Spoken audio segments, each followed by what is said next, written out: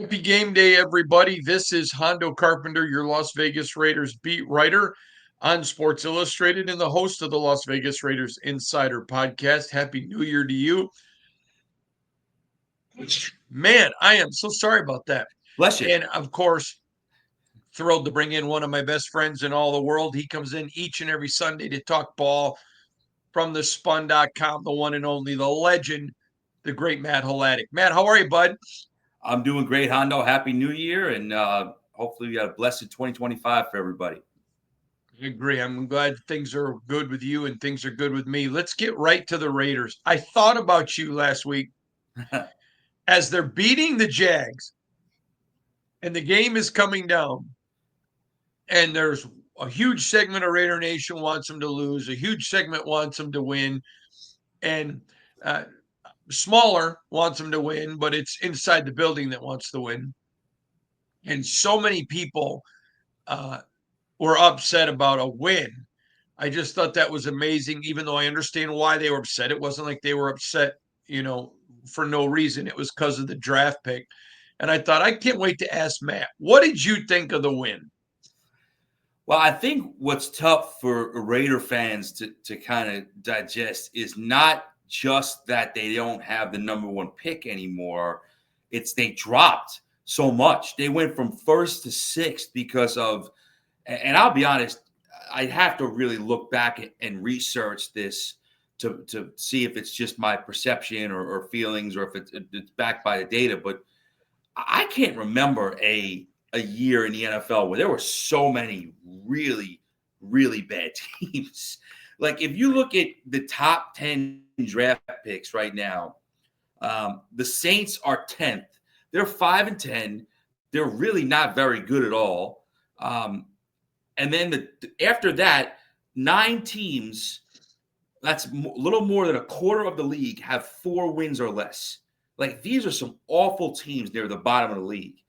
And I think that's why I believe Raider fans are so bummed because everyone knows they want a franchise quarterback. Everyone knows they've been linked to Shedeur Sanders for months now and really haven't tried to hide it. Not saying they would definitely pick him, but, they've made the connections clear. And now you're in a situation where you're picking sixth. The Giants, who are picking first, obviously want a quarterback. And then there's a couple of teams ahead of the Raiders that could go in the quarterback direction, like Tennessee. We don't know what a new coach is going to think about Trevor Lawrence in Jacksonville or what Cleveland might do. So you're either going to be out of luck in terms of getting a quarterback or you're going to have to pay up, depending on how these last couple of weeks shake out, to go up and get you guys. So I understand why fans were bummed. My take has always been I can't get too mad in those situations because the players are trying to win. There's so many different factors in an NFL game. 22 guys on the field at once. So, the ball bounces crazy ways. It's tough to say, well, we're tanking and we're just going to, we're going to lose. It doesn't always work like that. Sometimes the ball bounces your way. Sometimes it doesn't. And you look at the Giants this year, they're looking like they're going to get the number one pick and get a quarterback, but it's not a great quarterback class compared to last year when they won some games down the stretch that were meaningless, and they ended up not getting one of the top 3 prospects that they wanted. So it's just one of those weird things. You just hope you're not down near the bottom of the draft too often. It's where it's a regular occurrence. It's pretty amazing to me because you just summed it up. You totally summed it up great. I get the perspective of the fans. I totally understand it. I get the perspective of the players. Let's talk about game day today. I mean, this is a Raider team still fighting, still scrapping down in the Big Easy, taking on the Saints. This is an interesting game for the Raiders, isn't it? Sure. I think it would have been obviously more interesting if Derek Carr was still playing, but he's out for the year. The Saints almost lost to the Giants a few weeks ago in New York. It wouldn't shock me. I think the Saints win this game, but it wouldn't stun me if the Raiders pulled it out. And I think it's going to be a close game going down late into the game. I think the way things are, I think it's going to be a defensive battle. It's going to be ugly. So I mean, it wouldn't be the craziest thing if the Raiders won another game this week. I don't think they will let the Saints pull it out. But just the fact that the Saints, who are picking 10th, we're talking about them losing this game shows you how poor the bottom of the barrel of the league is. You know what's funny to me is, I mean, I don't have any reason to believe Derek Carr's playing, but everybody I talked with here in New Orleans, oh, Derek wants to. Derek wants to. I mean, I have no doubt that he wants to, but I just thought that's why I kept saying during the week, I don't think he's playing, but everybody says he wants to. It's just the rivalries in the NFL go deep and they're fun, aren't they? Very much so. And obviously, with him, he has a lot that he feels he wants to prove um, to his old team and the organization. So I'm sure he's really is burning to play this weekend. I just don't see it happening, obviously, with that type of injury and surgery, whatever he went through. Yeah, I agree. All right, I want to get into Saints. I mean, the Chiefs keep winning, but it is not a good look when they're getting official help every single week. It doesn't make. I want to make it clear. I know too many refs to think the league as a whole is fixed. I don't believe that. I want to make that clear. I know too many refs that are just men of character who are angry about it, by the way. They're angry about it because it makes them all look bad. But it's not a good look for the NFL. I know the NFL doesn't care as long as people are talking about the NFL, but it is not a good look when almost each and every week it's okay. How are the refs going to help the Chiefs today? Am I wrong, Matt?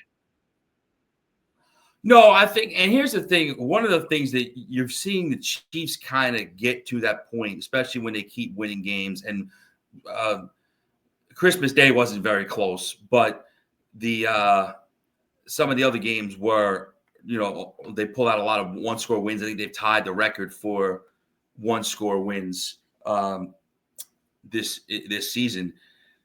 Anytime a close call goes their way, especially when they've won some championships, it's the way that, people talk about, like in college basketball, Yes. you said with Duke or, North Carolina when they had Dean Smith. Anytime there's close calls going their way, the perception is they're leaning on the refs. The refs are helping them out. So I think that in some ways that's a natural progression. It's just something that kind of happens because there's always going to be those teams that are near the top or at the top of a given sport. So they're always going to get, fans are going to complain when the refs, help them out or a call goes their way. But I don't think it's not a great thing for the league to see, in general, to see the Chiefs continue to pull out these close wins because, it's one thing if they were dominating teams or blowing them out. And I think that maybe it's another kind of issue. But the fact that they have looked human most weeks this year and they're still winning games is a little bit of it. You got to feel defeated to some of these other teams around the league. Like, what do we have to do to beat these guys if they keep, winning like this? We'll see how the playoffs go. There are two other really good teams in the AFC in Baltimore and Buffalo that are going to be tough outs. There's a couple of other friskier teams in the AFC. Pittsburgh, depending on where the game is with their defense. I would love to see, just because of how much they could score, the Bengals get in, but I don't think it's going to happen. And then I think Houston is clearly below the top tiers. The Chargers, same thing, and the Broncos, they're improving, but they're not there yet. But in a long story short, I think that the league, it's good for the league if the Chiefs keep winning because of ratings and because of the dynasty, but it's also bad because then people feel like, it's just a foregone conclusion. Yep, I agree. Nothing you said I can disagree with. Max Crosby made some comments this week in which a lot of people took out of context. He talked about the team has been inconsistent. There hasn't been stability. He has no money left on his contract. He was referring to Myles Garrett and that he understood where he is. And he was honest with the fans, which, in the interest of full disclosure, this, I'm friends with Max. And he wasn't calling out the franchise. The franchise knows that he has no more guaranteed money. He wasn't posting them up. He didn't say he didn't want to be a Raider. He just said, I'm looking forward to this offseason because I want to have a discussion about where are we going? Where are we headed? I thought his comments every Raider fan should have loved because if they're wondering what's going on with the franchise, so is he. And he's saying, I want you to tell me where we're going. I want to know that when I put my name on a piece of paper, we're in the same direction. I loved what he said. I had no issue with what he said. He did not call out Mark Davis. He didn't call out Tom Telesco or Tom Brady or Antonio Pierce. He was being what we want players to be, and so few are, completely genuine. I'd love your take. I can't blame him either. Same thing with Myles Garrett too. When you give your effort and your time, and we all know how hard Max Crosby plays, playing through injury, playing through being on the field through lost seasons. You want to know that it's going to be for something and not just money. Obviously, Max Crosby has made a lot of money. He's done well for himself. But if you're going to put your body on the line and you're going to play in the NFL, you want to do it for a franchise that has direction and you feel like you're playing for a purpose.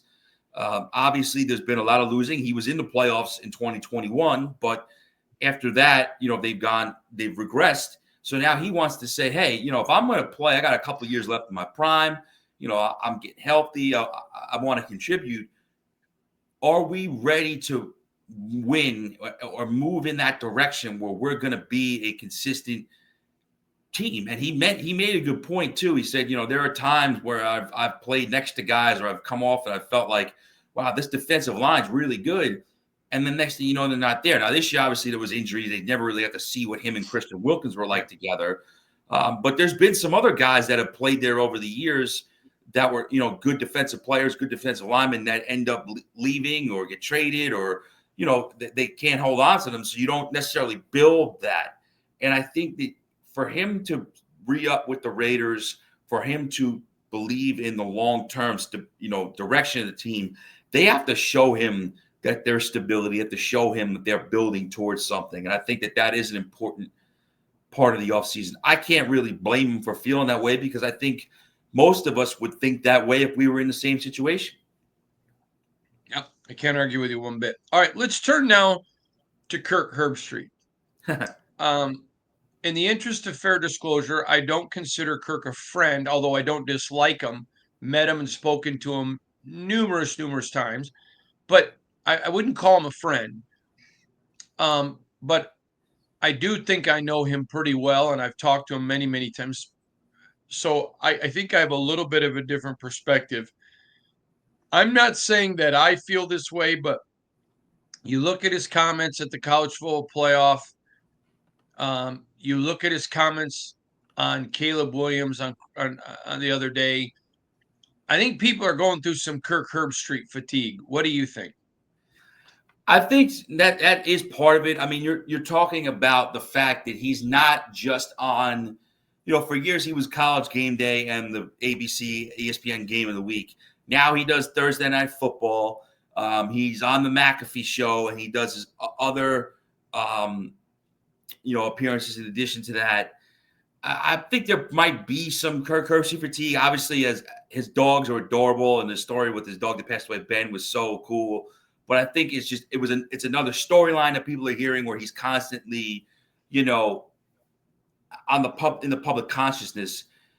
I don't blame people specifically for the college football playoff comments. I don't blame people for getting annoyed because, the ESPN for years has pushed for the expansion of the playoff or emphasized that the playoff is the only thing that matters. And, they have the playoff on all their networks and channels. And then to kind of just crap all over it, after the first week of the quarterfinal games, like, well, what do you want? Like, what are you looking for? Because that, and we're not to get too into the weeds with college football, but you know how it is. There aren't 12 teams that can win a national championship. This isn't like college basketball where you can get hot and make a run. Maybe there's 8 to 10 teams that can win a national championship in college basketball going to the NCAA tournament.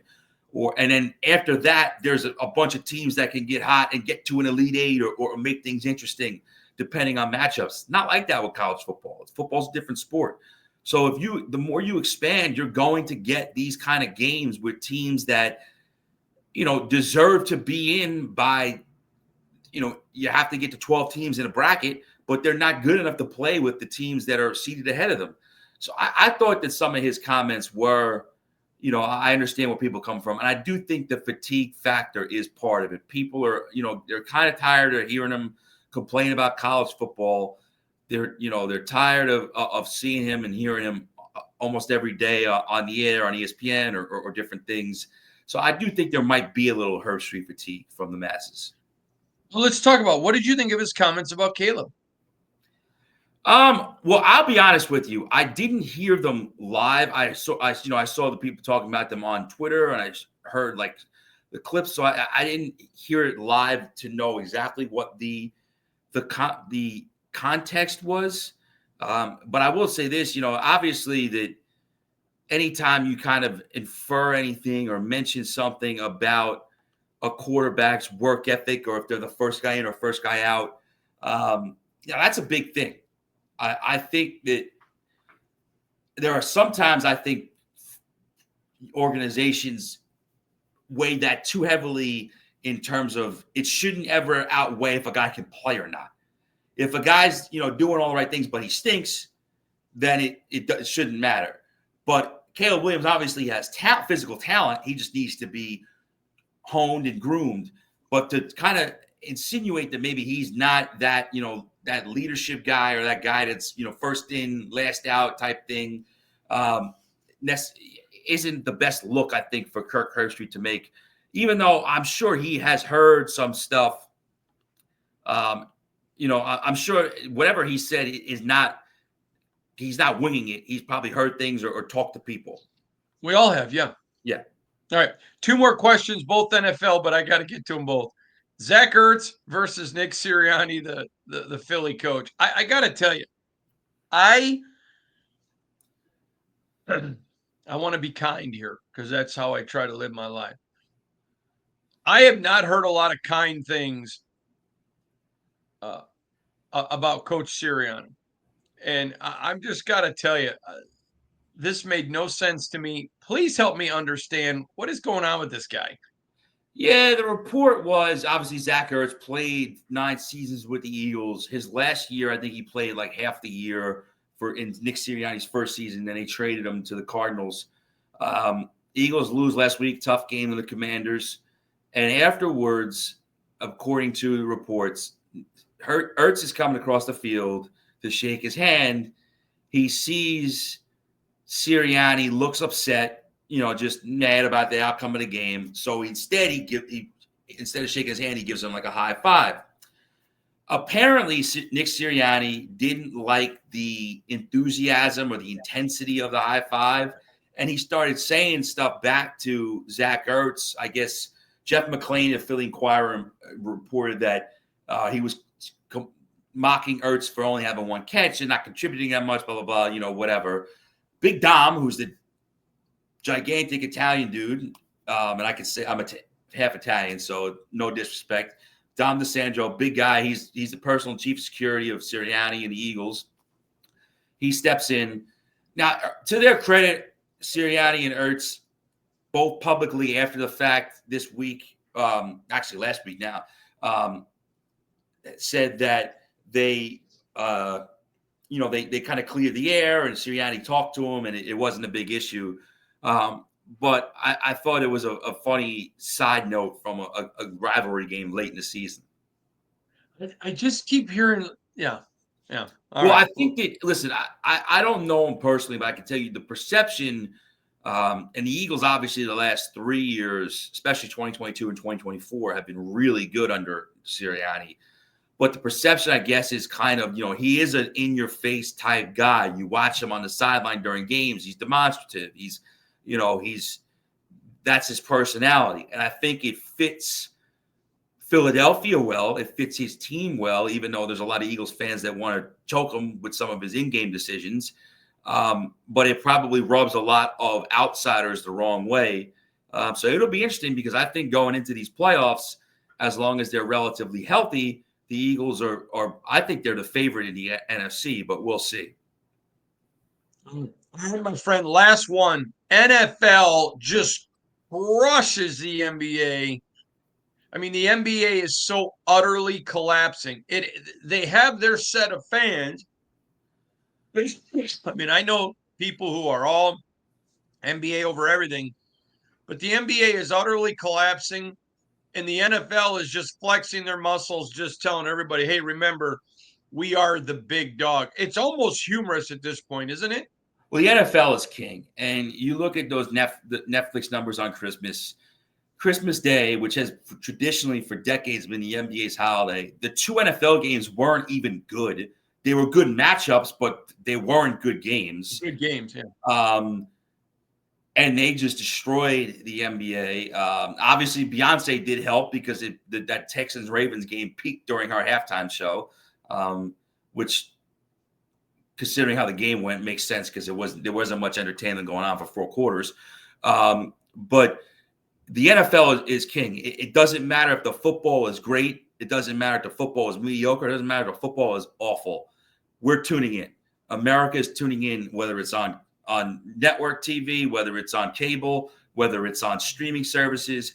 People are checking out the NFL. The NFL is king. And you've said this before, and I agree with you. The only thing that can stop the NFL or hurt the NFL is the NFL. And at the way things are going right now, the NFL would really have to screw something up to do that because they are just on cruise control almost as by far the most popular sport and league in the country. Now, Matt and I have a very special show coming up. I want you guys to just be stewing on it, but we are going to gaze into the future. We're going to be seers. This is coming up on a future show here pretty quick, and talk about not where is the game, because when we talk, usually it's where the game is today. But in just a couple of weeks, we're going to have a show coming up. Where is the game going? I think you guys are going to find it fascinating. It's going to be great. Matt, will you tell everybody where to find you on social media, please, my friend? Sure. You can find me on X, Twitter, at Matt Hladik 919, at MATTHLADIK 919. And come enjoy the rest of the regular season and the playoffs with me. It should be a really fun month of January and February. All right, we'll talk to you soon.